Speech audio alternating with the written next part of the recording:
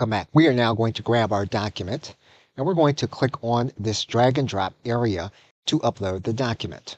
What we're then going to do is click Create. What you'll see then is that 11 Labs will then create the project for you. The next part of the process is going to be to divide the content into chapters. So we're going to cut out one part. We're going to create a new chapter. To add the chapter, we're going to click on top of the element. We're going to paste in our content. We'll hit Control Home to go back to the top. We'll then get all of the other information. We'll then do is we'll get all the other information and we'll move it to the next section.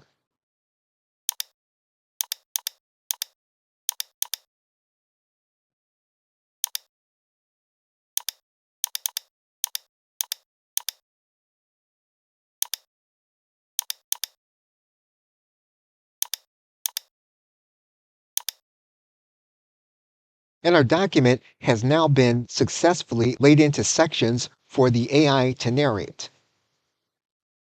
Okay, so thanks, and I will see you in another video.